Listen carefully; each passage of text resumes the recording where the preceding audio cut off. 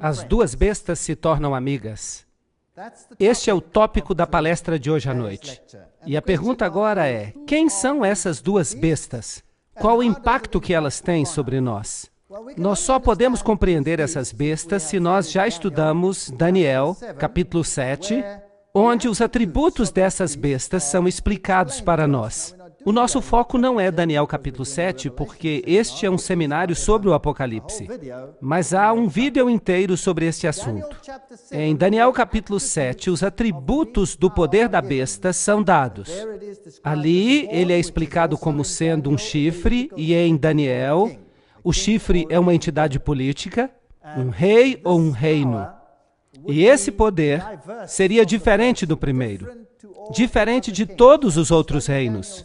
Agora, se você estuda Daniel capítulo 7, você perceberá que os atributos dados ali serão retomados uma vez mais em Apocalipse capítulo 13. Então, o mesmo sistema será descrito num formato diferente, em Apocalipse capítulo 13. Mas o que é interessante a respeito dessa entidade política, o que a faz diferente de todas as outras, e a razão por que ela é diferente é que ela também é eclesiástica, ou seja, é também um sistema religioso. Sim, porque a sua principal ênfase é a religião. Ela tem uma birra contra os santos do Altíssimo, e ela é blasfema em relação ao Altíssimo. Daniel capítulo 7, versículo 25 diz: "E ele falará grandes palavras contra o Altíssimo e cansará os santos do Altíssimo." Percebam que ele tem uma agenda política e uma agenda religiosa. "E cuidará em mudar os tempos e as leis." Mudará os tempos e mudará as leis. Isso é fascinante. Se você pensa a respeito do sistema, e esse sistema só pode ser aplicado a uma instituição, isto é, Roma. Nenhuma outra instituição se encaixa em todos os aspectos do chifre pequeno. Pena que eu não tenho tempo para entrar em todos os detalhes.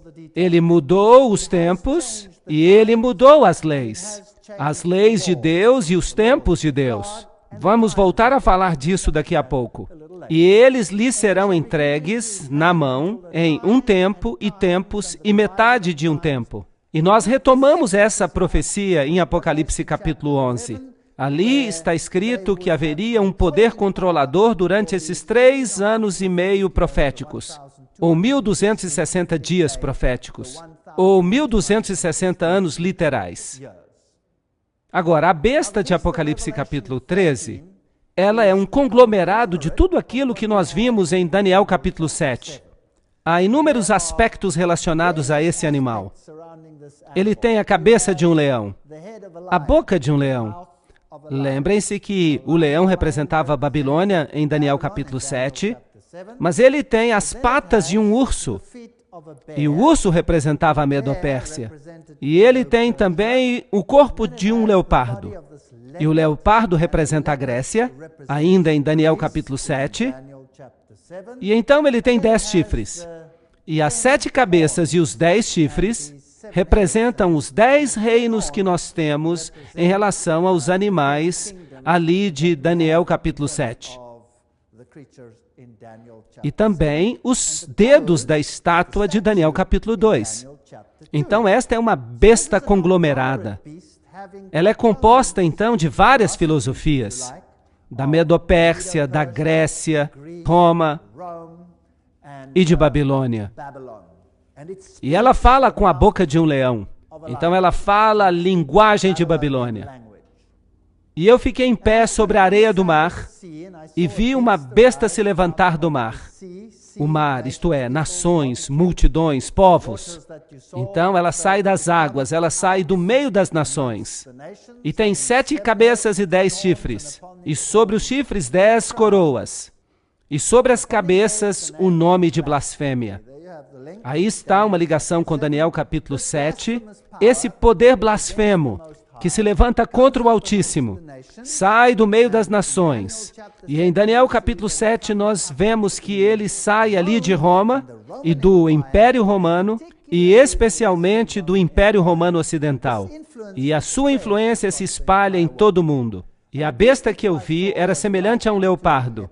Então, ela tem a Grécia nela, ela tem a filosofia grega, se você quiser. E é claro, a Igreja Romana certamente tem a filosofia dos gregos nela, porque ela então depende do pensamento aristotélico e do pensamento dos filósofos, Orígenes e todos os eruditos gregos. Mesmo aqueles que se levantaram mais tarde no Império Romano, eles também estão representados. E tinha os pés de um urso. Será que Roma tem a filosofia da Medopérsia? Claro que sim, o mitraísmo é a base da sua religião, e ela tem inclusive a mitra, que vem dessa religião. E a boca era a boca de um leão. Será que a religião babilônica de Ísis e Osíris, de Baal e Astorete, será que estão todas presentes aí em Roma? E a resposta é sim. Vejam que o leão era um símbolo de Babilônia, mas a parte triste da história é que o dragão lhe deu o seu poder, e o seu trono e grande autoridade. Apocalipse 13, 1 e 2. Esse capítulo nos conta essa triste história, que por trás desse poder está o dragão. E o dragão nada mais é do que o próprio demônio. Apocalipse 12, 9 identifica o dragão como Satanás, mas Satanás opera através de agentes humanos. Em Apocalipse 12, o dragão, operando através de Roma pagã, tentou destruir a Jesus. Foi um oficial romano que tentou matar o menino Jesus, um governador condenou a Jesus, um carrasco crucificou a Jesus, o emblema de Roma selou a sua tumba e um sentinela guardou a sua tumba. Então percebam aí os aspectos romanos. E lhe foi dada uma boca que falava grandes coisas e blasfêmias. Então, essa entidade religiosa e política, ela blasfemaria contra Deus. E poder lhe foi concedido para continuar durante 42 meses. Esse é o período de 42 meses, 42 vezes 30 dias proféticos, chegamos a 1260 dias. E ele abriu a boca em blasfêmias contra Deus, para blasfemar o seu nome, próprio caráter de Deus e o seu tabernáculo. Aí está a referência ao serviço do santuário, o caminho da salvação, explicado aí. Ele rouba as pessoas do poder salvador de Jesus Cristo. Será que essa entidade fez isso? Sim. Ela colocou os santos e Maria e todo tipo de intermediários, até mesmo a própria igreja e os seus delegados, mediarem em favor do homem. E aqueles que habitam no céu. Por isso eles blasfemam contra o próprio Deus. Apocalipse 13, 5 a 6. E lhe foi dado poder para que continuasse durante 42 meses. Apocalipse 13, 5. Então, faria isso abertamente, publicamente, durante aqueles 42 meses proféticos. 42 meses, 42 vezes 30, 1260 dias, um dia equivalendo a um ano. Eu lhes dei um dia por um ano, Ezequiel 4, 6. E isso nos leva de volta à mesma história que nós encontramos em Apocalipse capítulo 11. Vigílio subiu ao trono papal em 538 depois de Cristo, sob a proteção militar de Belisário. Isso é a história. Nós temos uma data de início, quando o papado começou a exercitar o poder que veio do decreto que Justiniano havia promulgado, recebendo poder para corrigir a todos os hereges, aqueles que ousavam pensar de modo independente. Então, a supremacia legalmente reconhecida do papado começou em 538 depois de Cristo, quando entrou em efeito um decreto do imperador, pelo qual, eu já disse, ele se tornou o corretor dos hereges. Então, Roma hoje ainda alega que ela deveria ser a única a determinar o que as pessoas deveriam crer, porque o Papa diz que é infalível em questões doutrinárias. Labanca, professor de História da Universidade de Roma, afirma que, depois da sucessão dos imperadores, veio a sucessão dos pontífices em Roma. Quando Constantino abandonou Roma, ele concedeu o seu trono ao pontífice. Isso se baseia no que eles chamam de as cartas de Constantino. Já foi provado que elas são falsas. Não obstante, essa é a história. A transferência da residência do imperador para Constantinopla foi um triste golpe no prestígio de Roma. E naquele momento poder-se-ia prever o seu declínio rápido, mas o desenvolvimento da igreja e a crescente autoridade do bispo de Roma, do Papa, lhe deram um novo fôlego de vida e fizeram dela, de novo, desta vez, a capital religiosa do mundo civilizado. Essa é a história romana de Abbott. Isso é um fato, história. A Bíblia diz, e lhe foi concedido fazer guerra contra os santos e derrotá-los. E poder lhe foi concedido sobre todas as tribos e línguas e nações. Aqui está uma declaração profética, que esse mundo controlaria que parte do mundo? Todo o mundo. Então, poder lhe foi concedido sobre os santos durante o período de 1260 anos, e esse poder conseguiu conquistar o mundo inteiro. A história de Stanley afirma o seguinte: os papas preencheram o lugar vazio dos imperadores de Roma, herdando seu poder, prestígio e títulos do paganismo. Constantino deixou tudo para o bispo de Roma. Isso não é inteiramente verdade. O papado nada mais é do que o fantasma do falecido Império Romano, que senta coroado sobre o seu túmulo. Então nós temos um imperador. Ele tem até o título de Pontifex Maximus, que costumava pertencer ao imperador de Roma. De fato, o Papa se tornou imperador de Roma. Está escrito no Western Watchman que a igreja perseguiu. Sim, a igreja não nega isso, que ela promoveu perseguições, que ela usou as penas mais severas, até mesmo a pena de morte. Ela executou essas penalidades, como se tivesse sido ferida de morte. Então, há aqui uma ferida mortal, e a sua ferida mortal foi curada. E uma parte do mundo ficou maravilhada após a besta. Oh, não está escrito assim. Está escrito, todo mundo se maravilhou após a besta.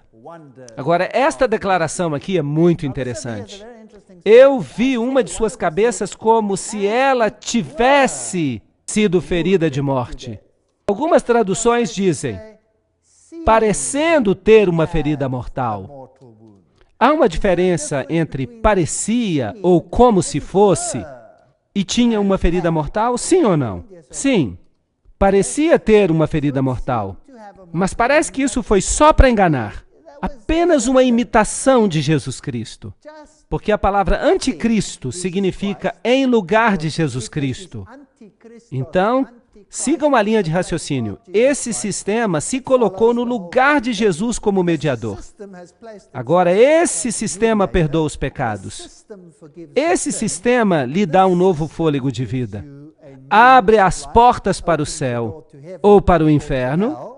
E esse sistema recebe uma ferida e passa por uma ressurreição. É uma contrafação de Cristo. Parece, então, ter uma ferida mortal. Então, trata-se do período de 1260 anos, de 538 a 1798. Uma das cabeças parece sofrer uma ferida mortal. Então, nesse período de tempo, ele parece morrer, mas ela não morre de fato. Ela simplesmente fica escondida. Mas como besta, ela morre, porque ela perde o seu poder político. E então ela vai receber de volta o poder político, e assim ocorre uma ressurreição. Ressurreição da besta. É isso que a Bíblia está dizendo. Então, em 1798, Berthier entra em Roma, ele dissolve o governo papal, Napoleão e o seu exército de maçons estabelecem um governo secular. Assim diz a Enciclopédia Americana. Berthier entrou em Roma no dia 10 de fevereiro de 1798 e proclamou a República, assim cumprindo essa profecia. Literalmente, a metade da Europa pensou que o veto de Napoleão seria obedecido e que o Papa e o Papado estariam mortos. Livro Papado Moderno, do reverendo Joseph Hickeby. Citar essa autoridade é quase que citar a Bíblia. Então, exatamente 1260 anos, o assassinato de um francês em Roma em 1798 deu aos franceses uma desculpa para entrar em Roma. A história eclesiástica diz que levaram o Papa para o exílio e a besta recebeu uma ferida mortal. E eu vi uma das cabeças como se tivesse recebido uma ferida mortal. E a sua ferida mortal foi curada. E todo mundo se maravilhou após a besta. Certamente isso não é possível. Nem todo mundo vai seguir o catolicismo. Apocalipse 13:3. Esta é a questão que a gente deve perguntar, se eles vão seguir. Aqui está um artigo da Crônica de São Francisco, dizendo que o Vaticano fez paz com a Itália, e ambos os lados assinaram com muita cordialidade, e a ferida foi curada entre os dois. Apocalipse 13:7. E poder lhe foi dado sobre todas as tribos, e línguas e nações. Isso é assustador. Roma vai controlar o mundo inteiro. É isso que está sendo dito. Então, um poder religioso universal, controlando a consciência de todo mundo. É isso que a profecia fala. E eles adoraram o dragão. Se você seguir esse sistema, mesmo sem querer, você vai estar adorando o dragão, pois ele deu o poder à besta. Isso é um disfarce. Jesus Cristo foi substituído por esse sistema de anticristo, algo que ficou no lugar de Cristo. E adoraram uma besta. Então a besta recebe adoração.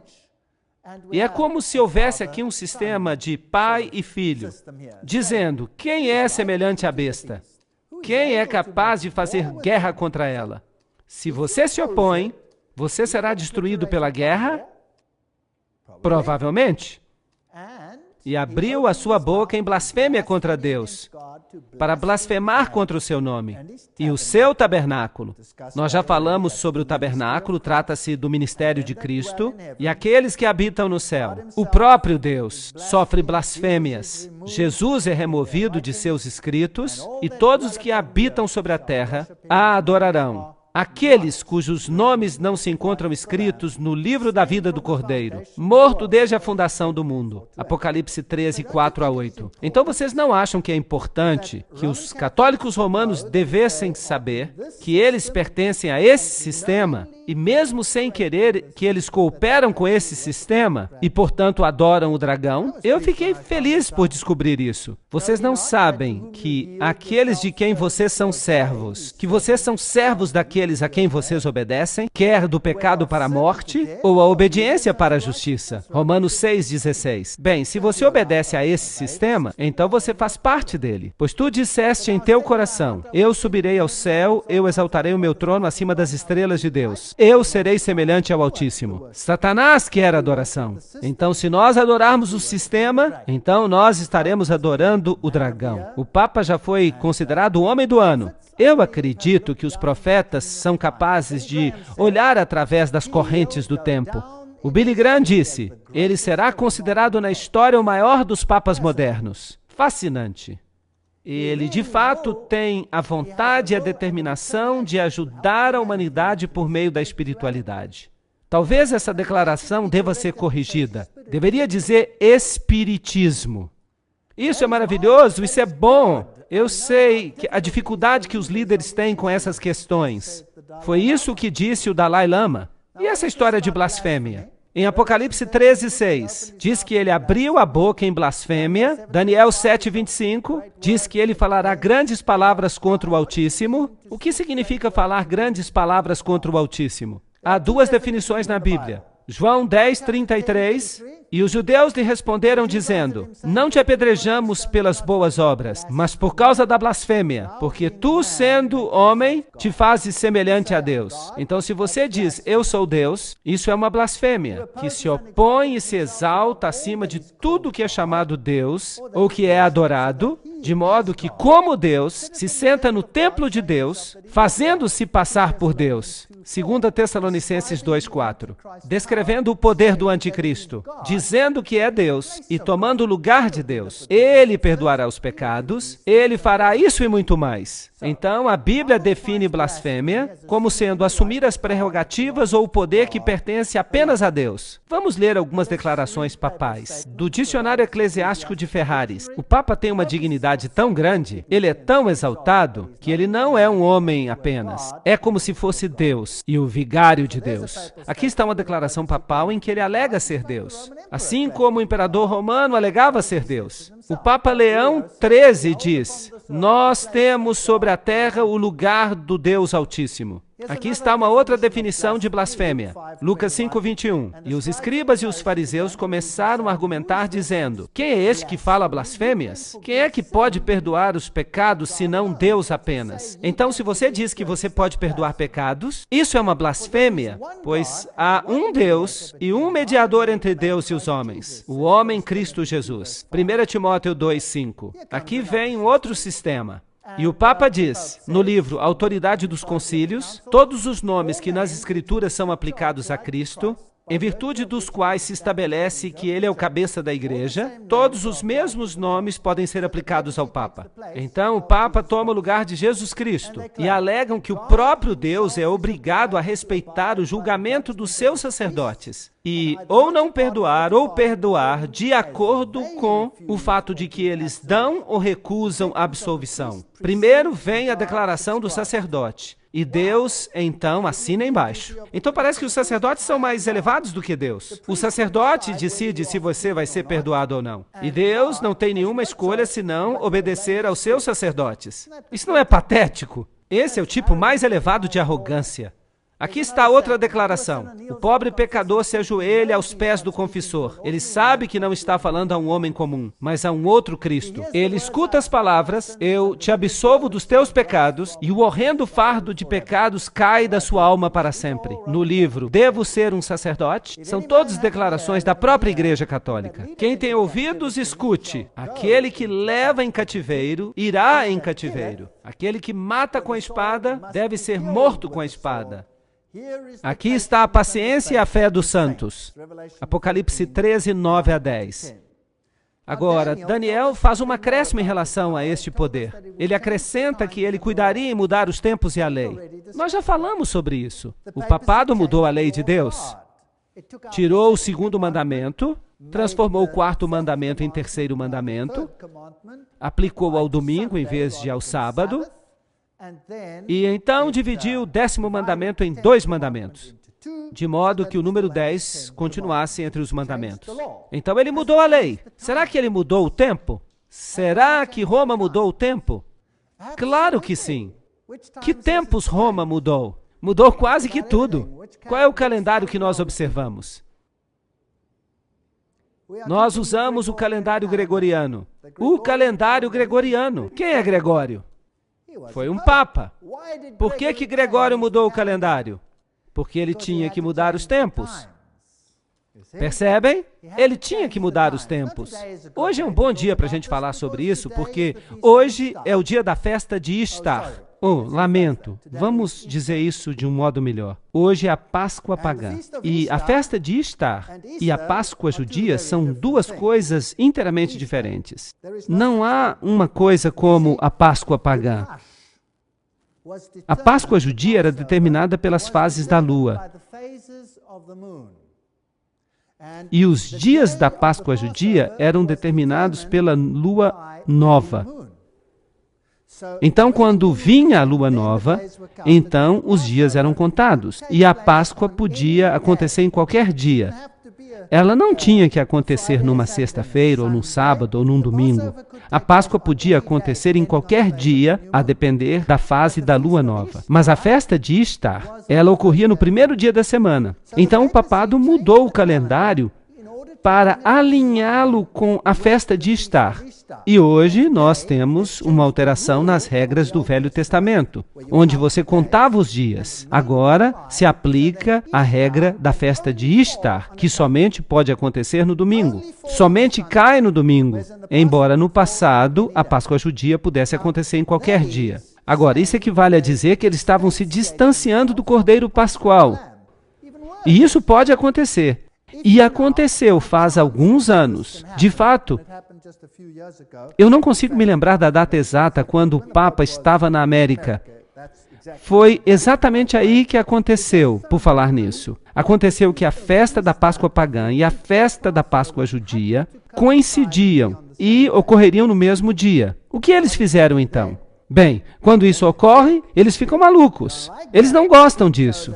Então, o Papa adiou a Páscoa pagã em uma semana. Foi isso que ele fez. Ele adiou a Páscoa em uma semana porque ele não ousava fazer com que ela coincidisse com a Páscoa judia, porque eles não queriam ter nada que ver com o Cordeiro Pascual que morreu por nós. Eles servem uma outra coisa. Ishtar é uma festa pagã, então ele mudou os dias da festa, ele mudou os tempos, ele mudou todo o calendário para fazer com que ele se alinhasse com as festas pagãs. E ele mudou também a lei de Deus. Então, aquele que mata com a espada deve ser morto com a espada. Aqui está a paciência e a fé dos santos, Apocalipse 13, 9 a 10. Dessa forma, em 1798, o papado recebeu uma ferida mortal. Ele recebe a ferida mortal. Ele é morto com a espada que ele tinha usado para matar. E agora o profeta olha ao redor e nós temos a data 1798, quando esta ferida mortal aconteceu. E eu vi uma outra besta saindo da terra. Agora, se o mar representa povos, multidões, nações, línguas, então o que a terra representa? Bem, um lugar onde você não tem multidões, nações e línguas. Eu vi uma outra besta, uma outra entidade política saindo de uma área do planeta onde não havia povos e multidões e nações. Então não pode ser a Europa, não pode ser a Ásia. Não pode ser o Oriente Médio. Então, aqui temos uma nova entidade política. E ela tinha 2 chifres, como um cordeiro. Ela tem princípios que parecem princípios de um cordeiro. Mas ela fala como um dragão. E isso é interessante. Agora, quem é que tem esse poder? Bem, vamos então aos reformadores. Essas pessoas eram magnificentes. Eu tenho muito respeito pelos primeiros reformadores. John Wesley, em suas notas sobre Apocalipse 13, escritas em 1754, diz o seguinte da besta de 2 chifres. Ela não veio ainda, mas ela não deve estar distante, pois ela deve aparecer no final dos 42 meses da primeira besta. Agora, os reformadores todos disseram claramente, Roma é o anticristo. Eles estavam observando, e agora eles dizem, bem, esta outra besta não pode estar distante. A questão é, que outro poder se levantou exatamente nesta época, numa área onde não havia grandes multidões de nações? Só há um poder que se qualifica. E esse poder é o poder dos Estados Unidos. Há muitos anos essas imagens já eram interpretadas assim, embora os Estados Unidos fossem relativamente um poder insignificante. Vamos dar uma olhada no aparecimento dos Estados Unidos e vamos ver se ele se encaixa. A Declaração de Independência foi assinada em 1776. A independência foi reconhecida pelas nações do mundo em 1783. Em 1787, a Constituição dos Estados Unidos foi formada. Em 1791, a Carta dos Direitos foi acrescentada. E em 1798, o mesmo ano em que Roma recebeu a ferida mortal, a França, a nação mais poderosa da Europa naquela época, reconheceu a independência dos Estados Unidos. Então, a mesma nação que fere o papado com uma ferida mortal, no mesmo ano reconhece os Estados Unidos. Então o profeta vê que a primeira besta recebeu uma ferida mortal e depois continua olhando e vê outra besta subir, exatamente a tempo, em sentido profético. Em 1863, o ato de emancipação dos escravos. A Torre Eiffel é um símbolo da maçonaria. A Estátua da Liberdade é um símbolo da maçonaria. 1798 é uma data muito importante. Liberdade e justiça para todos. Esse é o princípio que o faz parecer um cordeiro. O dragão, um poder prévio, disse, tirem-nos da terra e enforquem-nos. É assim que o dragão fala. E é assim que o cordeiro fala. Aqui está um princípio semelhante ao de um cordeiro. O Congresso não fará nenhuma lei com respeito ao estabelecimento da religião, ou proibindo o seu livre exercício. Jesus disse a mesma coisa. Dai a César o que é de César e a Deus o que é de Deus. Jesus não veio para forçá-lo em suas decisões. Você pode escolher aceitá-lo ou rejeitá-lo, mas nenhum teste religioso será jamais exigido como qualificação para um emprego público nos Estados Unidos. Nós consideramos que estas verdades são autoevidentes, que todos os homens foram criados iguais, que lhes foi concedido pelo Criador certos direitos inalienáveis. E entre estes se encontram a vida, a liberdade e a busca da felicidade. Princípios semelhantes aos de um cordeiro. Mas esta Constituição terá que ser mudada se é para que haja legislação religiosa e até perseguição. A Constituição deverá ser abandonada. Nós nos movemos de uma república para uma democracia. Os Estados Unidos não eram uma democracia, era uma república. Você podia escolher, mas há uma vasta diferença entre uma república e uma democracia. Percebam que se 10 lobos e um cordeiro têm que votar a respeito do cardápio do almoço, o cordeiro acabará sendo o cardápio do almoço numa democracia. Porque são 10 contra 1, mas uma república tem princípios inteiramente diferentes dos de uma democracia. A Constituição é central numa república. E você não pode simplesmente votar. Mas isso parece que mudou. A Bíblia diz em Apocalipse 13:11, ele fala como dragão. Agora, o dragão deu ao primeiro poder o seu trono e grande autoridade. E ele é usado para quê? Para blasfemar a Deus e para perseguir os santos. Não foi isso que ele fez? Vocês creem que o mesmo poder começará a fazer a mesma coisa? Acham que isso é possível? Apocalipse 12:17 diz, então o dragão se irou contra a mulher e foi fazer guerra contra o restante da sua semente, aqueles que obedecem os mandamentos de Deus e têm o testemunho de Jesus. Se você se apega à palavra de Deus e àquilo que os profetas disseram, e se você obedece aos mandamentos de Deus em vez de aos mandamentos dos homens, será que você vai ficar encrencado com o dragão? Então, ele fala como dragão. Mas como é que o dragão fala? Vamos perguntar como Roma falava. Aqui está um texto do Papa Pio IX, dado em 1864. O Estado não tem direito de deixar o homem livre para que ele escolha a religião que ele considera verdadeira. Muito bem, aqui está a linguagem do dragão. A igreja tem o direito de exigir que a religião católica seja a religião do Estado, com a exclusão de todas as outras. Amaldiçoados sejam aqueles que defendem a liberdade de consciência e de culto, e aqueles que afirmam que a igreja não possa utilizar da força. Essa é a linguagem do dragão.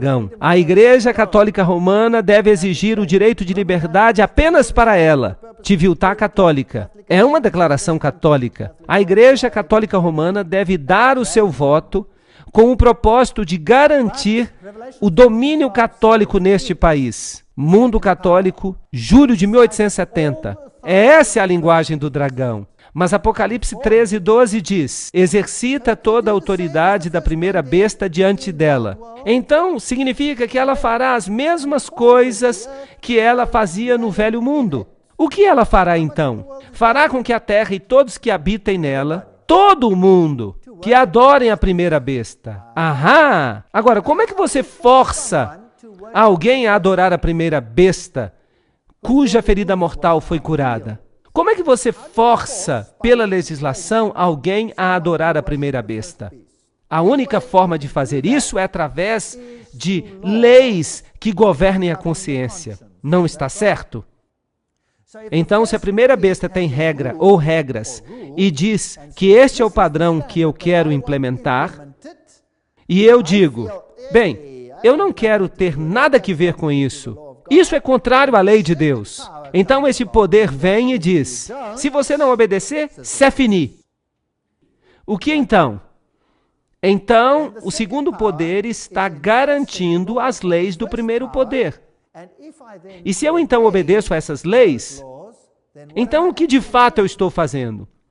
Eu estou adorando a primeira besta, porque ela é que fez as leis. Isso não é verdade? Então, eu vou estar encrencado com Deus, porque essas leis podem ser contrárias à lei de Deus. Então, eu terei que fazer uma escolha. E é isso que a Bíblia diz que vai acontecer. A segunda besta fará exatamente isso. E ela faz grandes maravilhas, de modo que até fogo desce do céu sobre a terra à vista dos homens. O que é isso? Bem, pode ser fogo literal, mas eu acho que nós estamos falando de fogo espiritual aqui. E ela engana aqueles que habitam na terra. Agora, um fogo literal não é muito enganoso.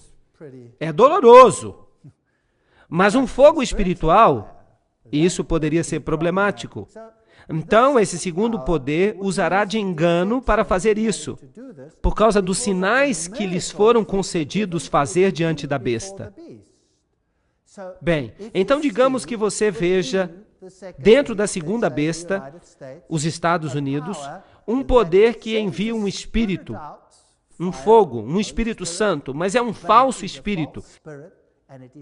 E é um espírito enganoso, e é cheio de milagres e sinais e maravilhas. Bem, então você tem um problema. Há uma palestra que eu ainda vou dar e se chama Fogo Estranho, na terça-feira à noite. O que quer que você faça, não perca essa palestra.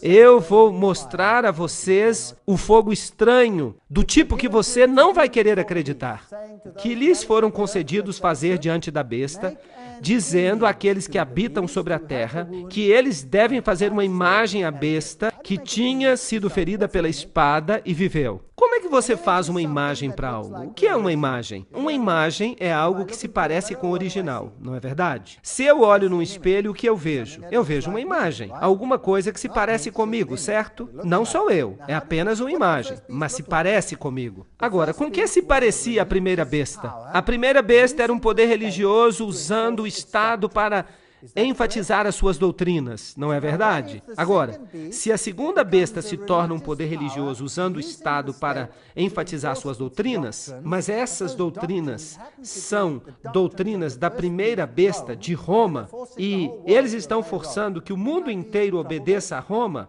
então eu não estaria encrencado? Claro que sim, mas é isso mesmo que a Bíblia diz que vai acontecer. A segunda besta fará leis e as colocará em vigor, como a primeira fazia, assim criando uma imagem, algo que se parece com a primeira besta. E eles colocarão essas leis em vigor. E ela tinha poder para conceder vida à imagem da besta. Então essa será uma entidade política muito poderosa, para que a imagem da besta pudesse falar, de modo que aqueles que se recusassem a adorar a imagem da besta fossem mortos. Vocês acham que os Estados Unidos têm poder para dizer, se o seu pequeno país não me obedecer hoje, eu vou destruí-lo? Sim ou não? Eu acho que sim. Ele tem poder de fazer isso. E ele certamente o fará. E ele certamente tem feito isso ultimamente. Apocalipse 13:15. Agora, não é interessante, conforme nós vimos ontem, que mesmo na arquitetura, um é a imagem do outro? Isso não é fascinante?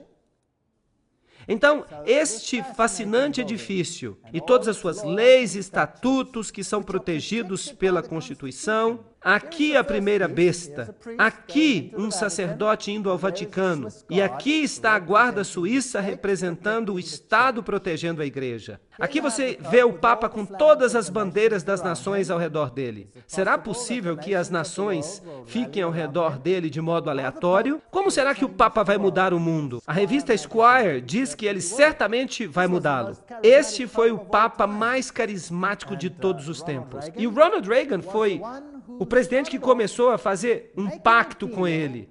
Ele começou a alterar a Constituição dos Estados Unidos. Harry Truman tentou fazer isso em 1951, mas ele sofreu com isso. Ele foi atacado do púlpito do seu próprio pastor quando ele quis reconhecer o Vaticano. E ele deixou essa ideia. Mas Ronald Reagan, sem problema, ele conseguiu fazê-lo. Mesmo o próprio pastor batista do presidente em Washington denunciou a ideia do púlpito quando Truman tentou executá-la. Aqui está um sinal maçônico. Lembram-se do dedo na boca? O que isso significa? É o sinal de Horus. Silêncio, algo secreto. As mãos postas também significam algo. Somente o presidente Ronald Reagan e o Papa estavam presentes na Biblioteca do Vaticano naquele dia. Um de seus primeiros objetivos como presidente, falou Reagan, era reconhecer o Vaticano como Estado e fazer do Vaticano seu aliado. Isso é contrário à Constituição americana. Ambos receberam uma mini ferida e sobreviveram. Isso não é significativo, é apenas interessante. É como se a imagem estivesse seguindo a besta. João Paulo está triunfante. Aqui nós temos um outro sinal. Nós temos Gorbachev e o papado juntos, trocando presentes. A festa já tinha acabado. O comunismo já tinha servido o seu propósito. Ele podia desaparecer. E o homem estava sem país. Aqui está uma bela piada num jornal da África do Sul. O ovo é o comunismo. E está escrito, Maar heers dan niks inne. Não há nada aqui. Vejam que é uma piada para fazer as pessoas crerem de um modo ou de outro. E então, finalmente, quem receberia o crédito pela queda do comunismo? Se o comunismo tinha sido inventado para subjugar a Igreja Ortodoxa e eliminar o pensamento protestante na Alemanha Oriental, e ele certamente fez isso, uma vez que ele tinha conseguido isso, o comunismo poderia ser eliminado. E ele foi dissipado. E quem recebeu crédito por isso? O Papa recebeu crédito por isso. Como é que nós sabemos? Porque Maria, supostamente em Fátima, já tinha dito que o Papa consagraria o mundo inteiro ao Imaculado Coração de Maria e que a Rússia seria convertida. Era fácil dizer isso porque os bolcheviques já tinham estado no poder em 1917, o mesmo ano em que a declaração foi feita. Eles sabiam que já estava tudo conseguido, que não seria difícil. 3 segredos. O primeiro era uma visão do inferno, que não faz nenhum sentido. O segundo era que a Rússia seria consagrada, que eles pegariam o poder de qualquer jeito. E o terceiro era que um futuro Papa receberia um ataque contra a sua vida, mas sobreviveria. E isso apressaria os eventos finais. Agora, se você conhece a história de antemão simplesmente porque você a está criando, isso não é problema. Agora, será que o Papa recebeu o crédito por isso? Aqui está a visita papal aos Estados Unidos, St. Louis. Vamos perguntar então ao presidente Bill Clinton para nos dizer o que ele pensa. 2.400 fiéis aqui para lhe dar as boas-vindas. Ele está acenando às multidões.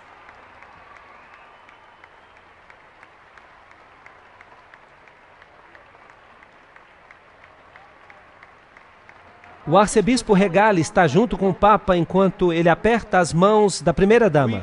Nós o honramos por ajudar a levar avante uma revolução de valores em espírito na Europa Central e na antiga União Soviética, libertando a milhões de pessoas para viverem segundo sua consciência e nos libertando do constante temor da guerra nuclear. Vossa Santidade, em nome de todos nós que estamos aqui reunidos hoje, de fato, em nome de todo o povo de nossa amada nação, nós lhe damos as boas-vindas aos Estados Unidos. Senhores e senhoras, Sua Santidade, Papa João Paulo II, e o vice-presidente dos Estados Unidos e o arcebispo. Então, quem recebeu os créditos pela decadência da União Soviética? O Papa. Nós o honramos por libertar milhões. Este é um cumprimento interessante da profecia. Herman Melville disse, os Estados Unidos foram colonizados por pessoas de todas as nações. Todas as nações podem reclamá-lo para si. Nós não somos uma tribo estreita de homens. Não, o nosso sangue é como o dilúvio do Amazonas, composto de milhares de nobres correntes, todas despejando em um único lugar. Nós não somos uma nação, nós somos um mundo. E todo mundo se maravilhou após a besta. Lembram-se da questão com a qual começamos? Vocês acham que é possível que todo o país se sujeite ao Papa João Paulo, superestrela? Agora, essa igreja, a Igreja Romana, alega que é a mãe de todas as igrejas. Ela se chama Ecclesia Mater, a mãe de todas as igrejas. Ainda para ser fechado está o maior abismo de todos. Entre os 350 milhões de protestantes do mundo, um número que já não é o mesmo, e cerca de 800 milhões de católicos. De fato, há hoje entre 1 a 2 bilhões de católicos. Então, não apenas na esfera política essa igreja deve ganhar a soberania, mas também na esfera religiosa. E isso exigiria uma palestra inteira só para eu falar sobre isso. Mas, de maneira religiosa, todas as nações devem se juntar para se sujeitar a esse sistema. O Cruzeiro do Sul, em 1995, ele disse, Por uma questão de unidade, todas as igrejas devem aceitar a autoridade papal. Bem, eu tenho notícias para vocês. Isso não inclui apenas as igrejas cristãs. Isso inclui todas as religiões do mundo todo. Está se falando de mãos através do abismo. E o papado está propondo um acordo em nome da unidade cristã. E ela realizou grandes sinais, fazendo até que fogo descesse do céu à terra à vista dos homens. Apocalipse 13:13. Então, o segundo poder usaria agora a religião na tentativa de unir o mundo inteiro sob um único sistema. E eu pergunto, nos últimos anos, a religião se tornou um assunto importante nesse planeta, sim ou não? Aham! E que religiões estão representando a tese e a antítese? A cultura judeu-cristã está sendo contraposta à cultura islâmica. E das duas deve surgir uma síntese. Nós estamos vivendo numa época interessante. Apocalipse 13:14. Por causa dos sinais lhe foi concedido poder para agir em favor da primeira besta, enganando os habitantes da terra. Atos 2:3 diz, e eles viram como que línguas de fogo que se separavam e desciam sobre eles. Essa besta vai usar um tipo de fervor religioso supostamente pelo Espírito Santo, fazendo com que o fogo desça, um suposto derramamento do Espírito Santo sobre as pessoas. Será que o fervor religioso vai causar um conflito? Vocês acham que isso é possível? Uau, eu acho que nunca foi tão possível como agora. Bem, eu acredito que a Bíblia está sendo atual. A Bíblia nos diz que os Estados Unidos da América, que se levantaram no momento oportuno, cuidarão de mudar sua fala como de cordeiro para a fala como de dragão. Eles hão de se tornar um poder perseguidor, assim como foi Roma no passado. E assim, o mundo inteiro vai seguir a besta.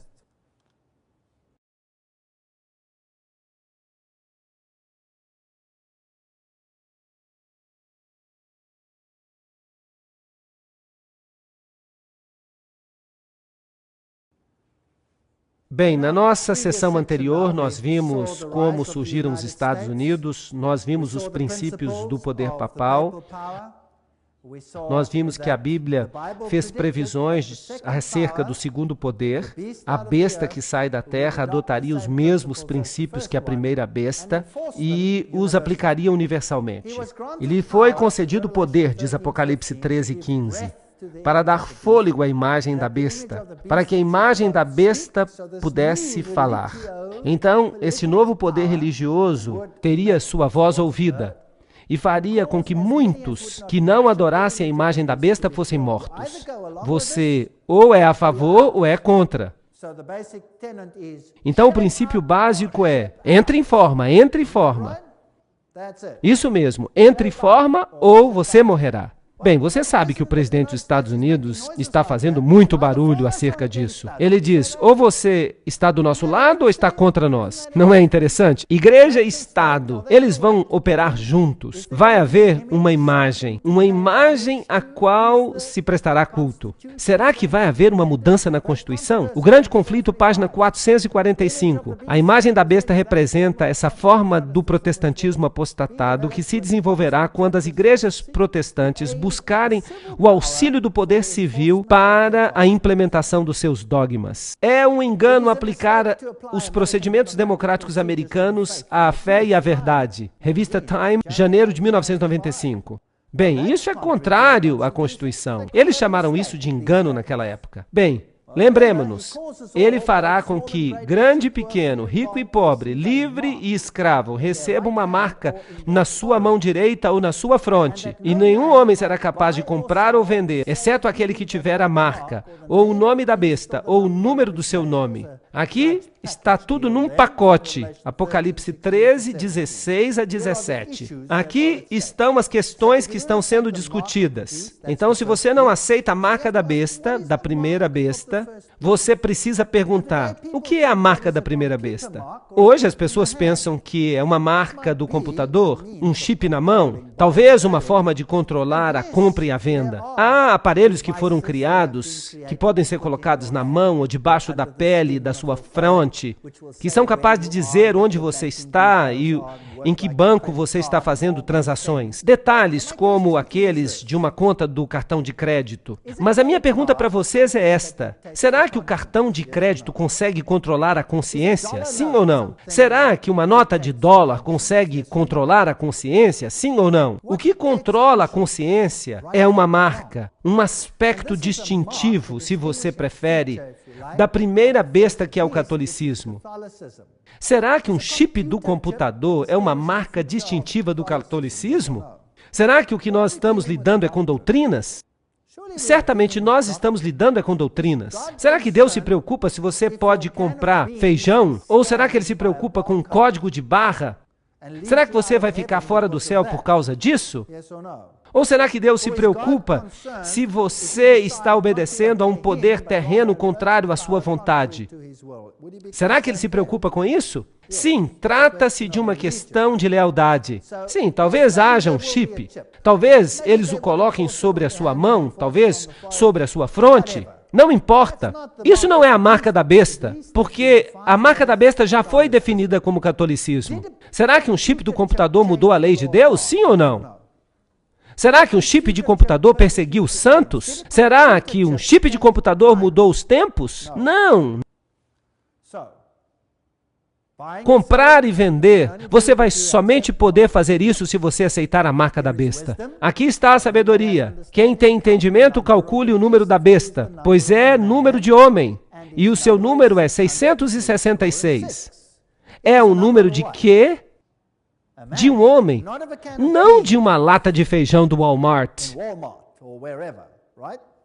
Não é uma lata de feijão, é o número de um homem. Bem, aqui está um homem. Quais são as letras inscritas na coroa do Papa?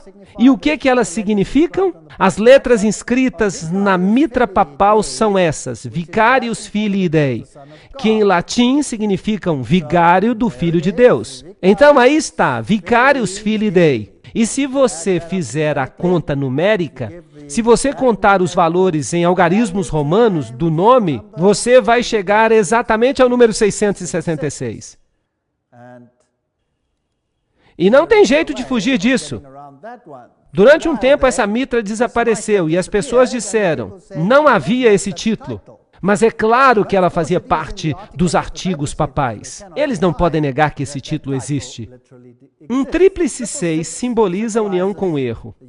Em grego, você tem um valor numérico. A frase reino latino, em grego, quando se conta o valor numérico de suas letras, você obtém 666. A mesma coisa acontece com a igreja italiana, Italica Ecclesia, 666. O homem que fala latim tem todos os seus títulos oficiais escritos em latim. Todos eles dão 666. E isso é interessante. De modo que o sistema tem o número 666. O homem, o anticristo, Vicarius Filii Dei, vigário de Deus sobre a terra, significa literalmente, no lugar de Jesus Cristo. O papado diz, coloquem-me no lugar de Jesus Cristo, chamem-me de anticristo. Ele não poderia ter nos feito um favor maior, porque ele mesmo se identifica. A marca da besta. O que é a marca da besta? Primeiro, nós precisamos compreender a marca de Deus, o seu selo, o seu sinal. E eu vi um outro anjo subindo do Oriente, tendo o selo do Deus vivo. Vocês se lembram que nós falamos sobre isso quando nós falamos dos capítulos anteriores do Apocalipse? Ele clamou com uma alta voz, e lhe foi dado ferir a terra e o mar, dizendo, não firas a terra, nem o mar, nem as árvores, até que nós tenhamos selado os servos do nosso Deus em suas frontes. Portanto, estabelecidos na verdade, eles não podem ser movidos. Um selo autentica um documento. Por isso que o presidente tem um selo. Além disso, eu lhes dei os meus sábados para que eles fossem um sinal entre mim e eles, para que eles soubessem que eu sou o Senhor que os santifica. Ezequiel 20:12. Se é um sinal, é também uma marca. Portanto, Deus tem uma marca. Por isso, o selo de Deus contém o seu nome, o seu título, o seu território. Eu, o Senhor, Jeová, o seu título, Criador, o território, céu e terra, está no coração da sua lei. Lembra-te do sábado para o santificar. 6 dias trabalharás e farás toda a tua obra, mas o 7º dia é o sábado do Senhor teu Deus. Porque em 6 dias, Jeová, o Senhor, o Criador, fez os céus e a terra. Por falar nisso, removam o sábado, como nós já dissemos antes, e toda a lei perde o selo da sua autoridade. A lei poderia ser de um Zé Ninguém, mas porque o sábado está aqui, toda a lei recebe a sua autoridade, nada menos, nada mais do que do Criador dos céus e da terra. Bem, e se você pegar essa lei e modificá-la? E se você colocar um selo diferente ali? O que você faz então? O que acontece então? Pois Satanás atacou o sábado, porque ele é o selo da lei de Deus. É a marca da autoridade que torna válida toda a lei. Lembram-se de Daniel 7:25? E ele cuidará em mudar os tempos e a lei. Bem, vamos perguntar ao Papa se ele fez isso.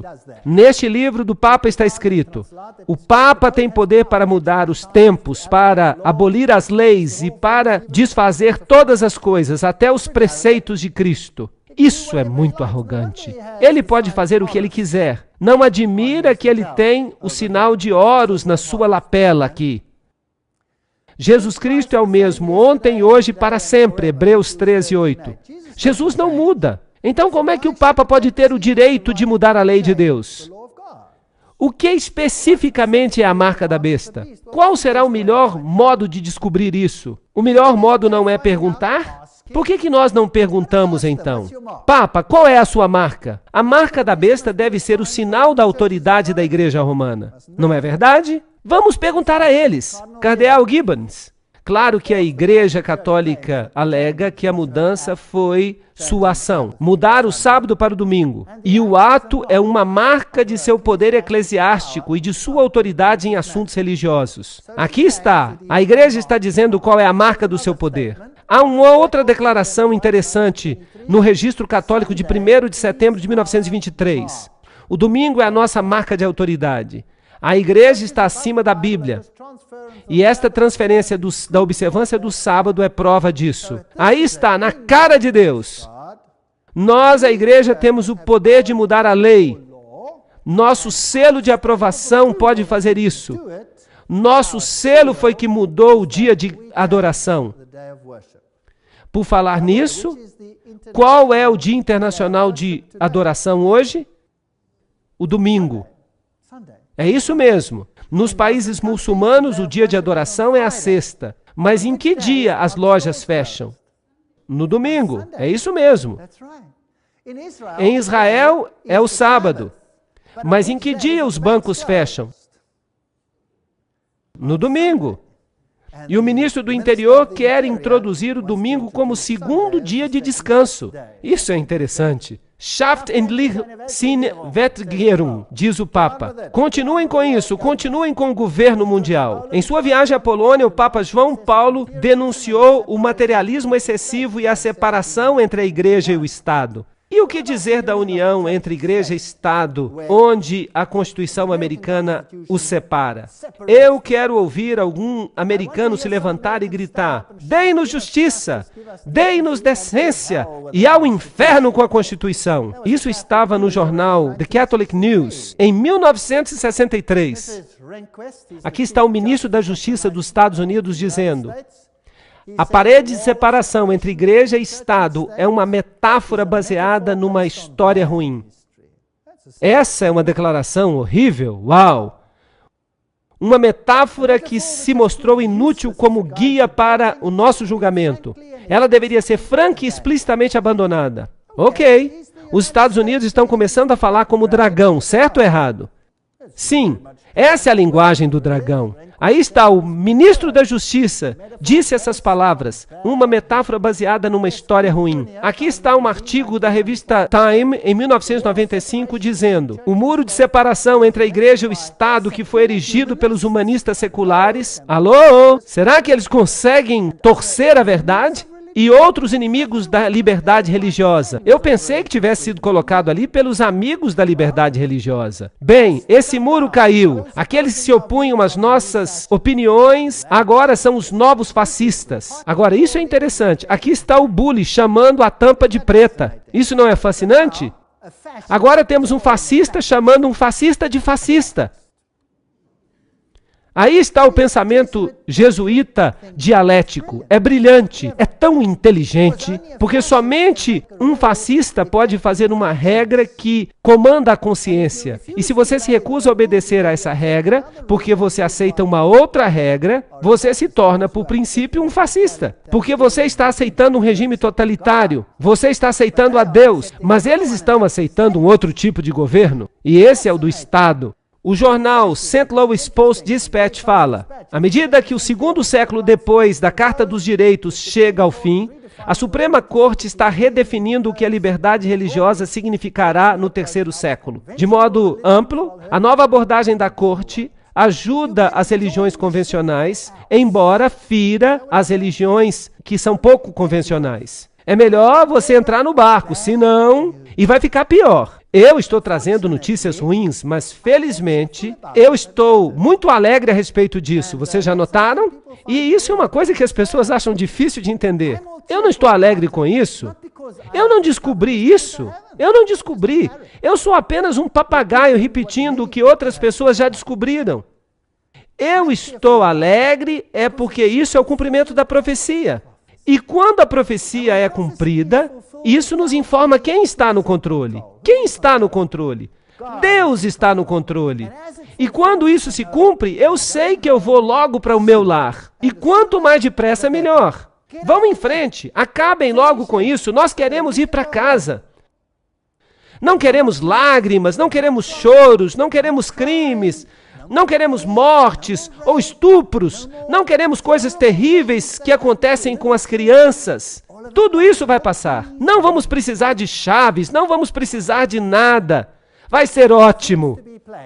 Parece claro, e isso é o ministro da Justiça falando, parece claro que por estas leis o Estado nos compele, sob a sanção da lei, a que nos abstenhamos de trabalho ou de recreação no domingo, por causa da opinião da maioria quanto a esse dia. Pela lei, o Estado torna o domingo um símbolo de respeito ou aderência. Pat Robertson disse: a próxima obrigação que um cidadão da ordem mundial de Deus deve a si mesmo é lembrar-se do dia de guarda para torná-lo santo. Esse é um mandamento que beneficia cada cidadão pessoalmente. As civilizações mais adiantadas se levantam quando as pessoas podem descansar e receber inspiração de Deus. As leis nos Estados Unidos que ordenam um dia de descanso foram anuladas como uma violação da separação entre igreja e Estado. Isso é um insulto direto a Deus. E a seu plano. Somente aquelas políticas que se provam claramente seculares são reconhecidas. Esqueçam daquela Constituição estúpida que separa a igreja do Estado. Vamos fazer diferente. Vamos unir igreja e Estado. Vocês conseguem perceber uma imagem da besta aqui? Uau, isso é muito fascinante. Igreja e Estado trabalhando juntos, promulgando leis que vão honrar a primeira besta. Quem foi que mudou o sábado para o domingo? Foi a Igreja Católica Romana. Eles promulgaram o domingo. A quem eles estão honrando? A Roma. Eles estarão honrando a Roma. E então... O Sunday Times, 7 de maio de 1998. O Papa lança uma cruzada para salvar o domingo. Deixemos claro que não se deve trabalhar no domingo, porque no domingo se deve celebrar o dia do nosso Senhor. Ele escreveu toda uma encíclica. Vamos dar uma rápida olhada. Ele diz que é uma tradição. Eles celebram a Eucaristia. Fala-se de uma encíclica chamada Rerum Novarum. E se pedem leis que legislem com respeito à obrigação de guardar o domingo como dia santo. Estão pedindo legislação civil para permitir que as pessoas guardem o domingo. E os Estados Unidos deveriam dizer: a nossa Constituição proíbe isso. Nós lamentamos, senhor Papa, aqui a igreja e o Estado ficam separados. Nós não concordamos. Mas será que eles fazem isso? Não. Aqui está uma declaração. Aqui está Bush.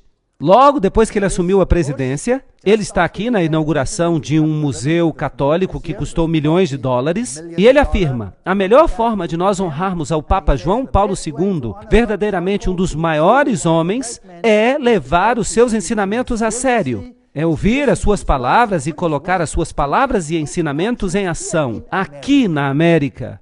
Aqui está a pessoa mais alta do governo dizendo: vamos dar ouvidos ao Papa. Ele está removendo ou não a separação entre a igreja e o Estado? Claro que está. Ele fala que este é um desafio que precisamos aceitar. Eu tenho um problema com você, presidente. Você está falando como dragão. Não está, gente? Claro que está. Será que ele está cumprindo a profecia? Sim. Será que eu estou zangado com ele? Não, claro que não. Ele está cumprindo a profecia. E isso significa que nós vamos voltar para casa. Ele exercita todo o poder da primeira besta. Será que ele tem o poder de dizer às nações e aos indivíduos o que devem fazer? Sim ou não? Claro que tem. E faz com que a terra e aqueles que moram nela, que adorem a primeira besta. Está dizendo que é melhor que obedeçamos a este sistema, cuja ferida mortal foi curada. Esfregue uma religião na outra durante muito tempo, e uma delas vai se levantar como um grande cogumelo para defender a outra. A liberdade sem restrição de pensamento e de abertamente fazer conhecidos os pensamentos não está inerente nos direitos dos cidadãos. E de jeito nenhum deve merecer o nosso apoio. Não se deve dar permissão às pessoas que digam o que pensam. É isso que o Papa está dizendo. O Papa Gregório disse isso. Será que os Estados Unidos estão agora dizendo as mesmas coisas? O presidente não acabou de dizer que aqueles que dizem isso e aquilo são os novos terroristas? É melhor que você não diga nada contra nós, senão... Ele disse ou não? Sim, ele disse. Ele está dizendo as mesmas coisas. Interessante. E nós já lemos esta daqui. Se nós católicos nos tornarmos a maioria numérica suficiente neste país, poremos um fim na liberdade religiosa. Bispo de St. Louis, 23 de novembro de 1851. Vão colocar rapidamente um fim na liberdade religiosa. No venerável dia do sol, que os magistrados e as pessoas que residem nas cidades descansem e que todas as lojas fechem. Esse foi o edito de Constantino. Os cristãos não deveriam judaizar. Essa é a parte mais fascinante. Se as nações fizerem uma lei dominical mundial e disser, aí está, todos precisam descansar no domingo, eu vou dizer, tá bom, é justo, eu não vou me opor. Eu vou ganhar mais um dia de folga. E se eles disserem que é para a gente guardar a quarta, a quinta e a sexta, eu vou dizer, oba, agora eu posso ficar a semana toda em casa. Estão entendendo?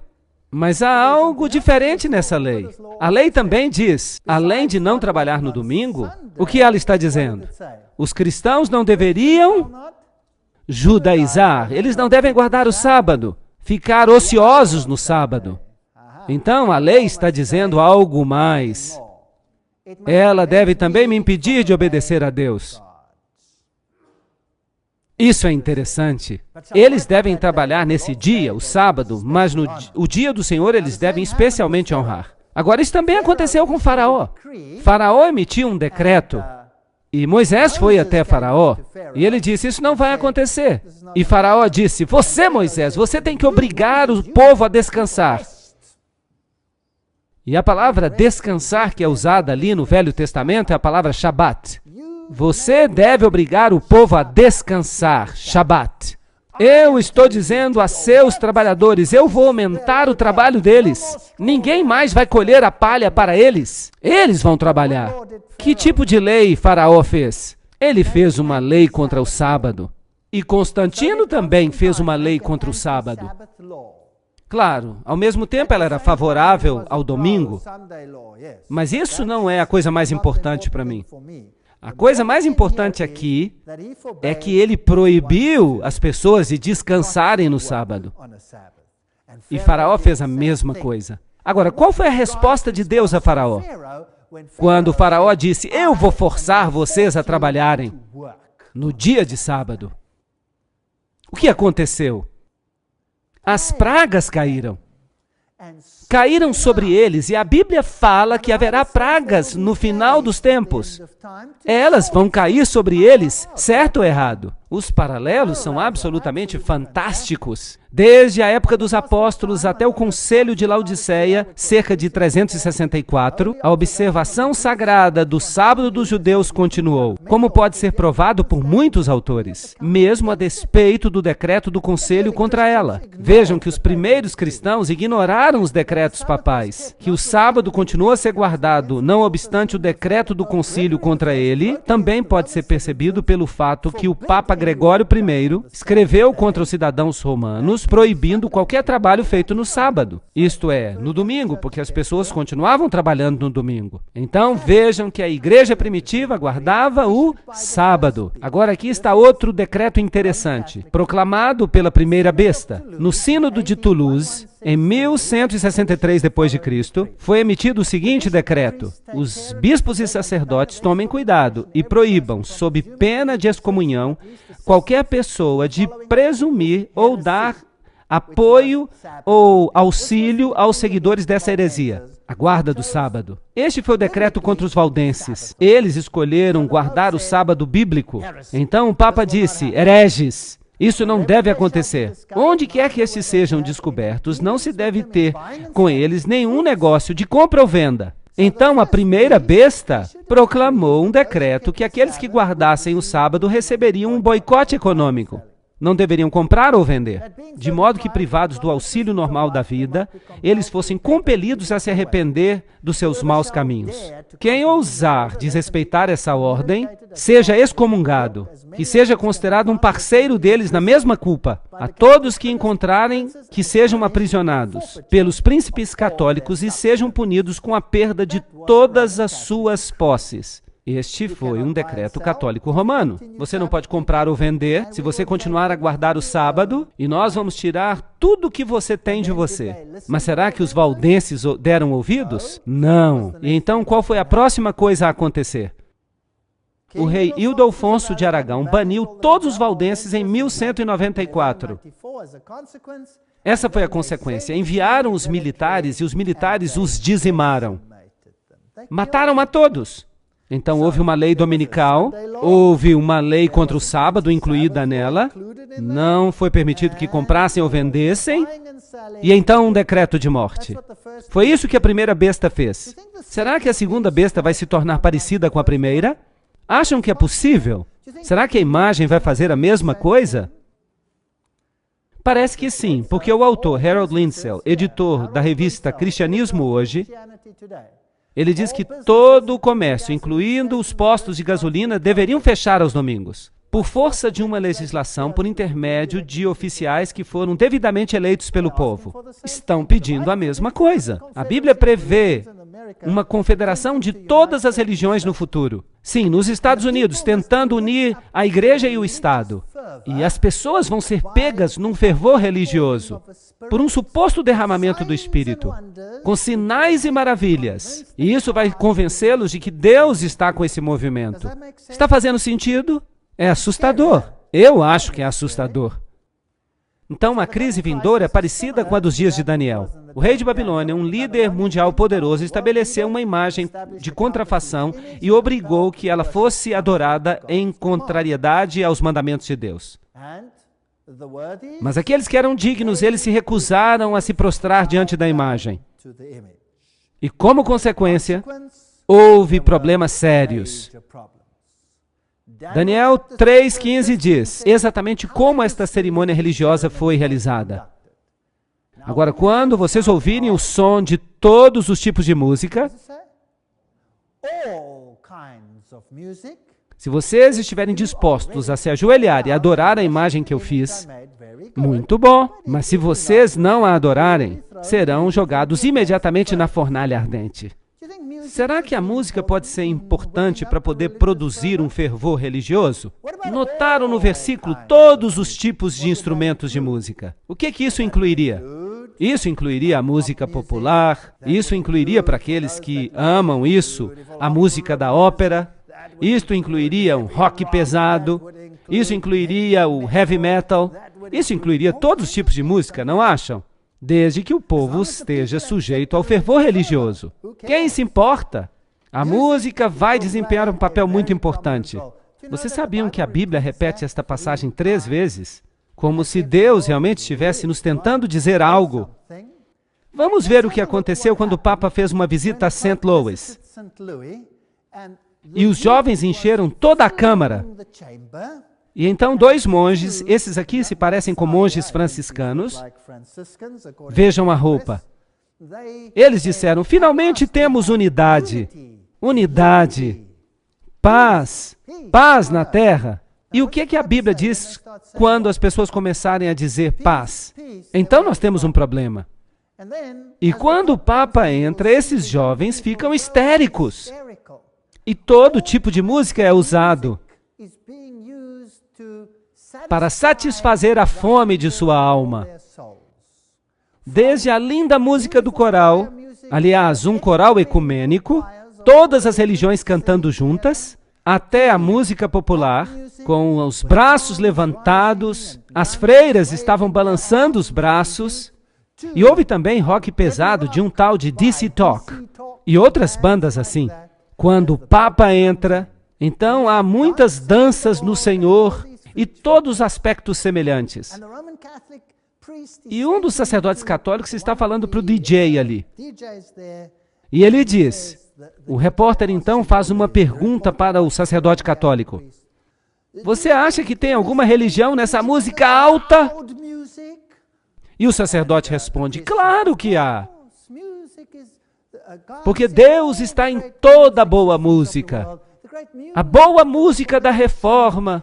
E essa música, bem, os jovens a compreendem. E isso basta. Mas vamos observar e ver o que acontece. Ah, foi ótimo. Nós tivemos uma sensação ótima de paz. Paz, amor e unidade. Unidade. Todas as nações virão e adorarão diante de ti, Senhor. E todas as nações se prostram.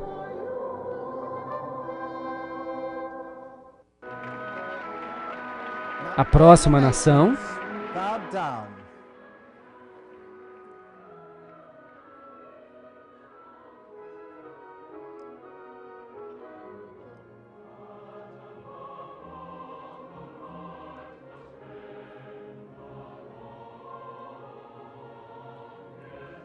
Next nation.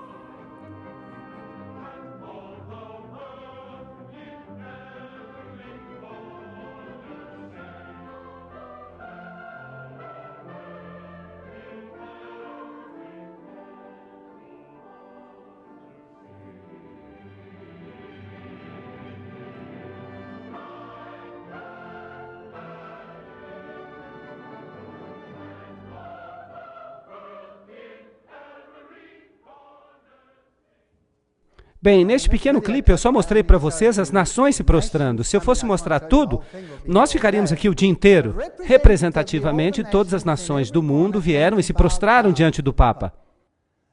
A música e as outras questões que eu mencionei prepararam o palco para os jovens e para os velhos. Eu vou mostrar o resto do clipe numa outra palestra. Mas nós vamos continuar nesse caminho interessante. Então, o mundo está preparado para aceitar essa autoridade. Mas a Bíblia diz em Romanos 6,16, não sabeis que a quem obedeceis, vós vos tornais seus servos, quer do pecado para a morte, quer da obediência para a justiça. Então, se vocês obedecerem este sistema, e o papado já solicitou essas leis, ele já solicitou. O presidente americano já disse que vai obedecer às orientações do Papa. Porque as igrejas, elas estão clamando por uma legislação dessa natureza. No entanto, Jesus diz, vinde e me segui. Agora nós vimos a base de Apocalipse capítulo 13.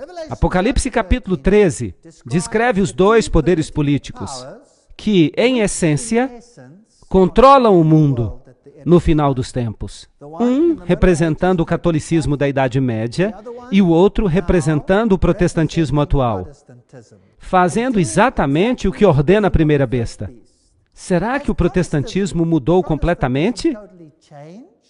Ou será que o protestantismo foi infiltrado? Essa é uma boa pergunta. Eu ainda vou lhes dar uma palestra que vai mostrar para vocês se de fato o protestantismo foi infiltrado.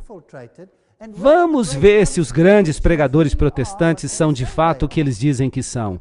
Nós também vamos olhar esse fogo, esse derramamento do Espírito de Deus, entre aspas, que está invadindo os Estados Unidos e o mundo. Não apenas os Estados Unidos, mas o mundo inteiro, através da mídia. Será que isso está certo ou será que não está certo? Quais devem ser os nossos critérios? A palavra de Deus. É tudo o que temos. Vocês verão nas próximas palestras. Uma se chama Que Todos Sejam Um. Outra sobre o fogo estranho. Não percam essas palestras. Elas vão ser bastante reveladoras. E nós vamos pintar um quadro. E nós veremos que Deus fez uma previsão de 100% do que vai acontecer neste planeta. E é por isso que eu levanto a minha cabeça de satisfação, porque Deus está no controle. Jesus vai ser o derradeiro vencedor. Obrigado.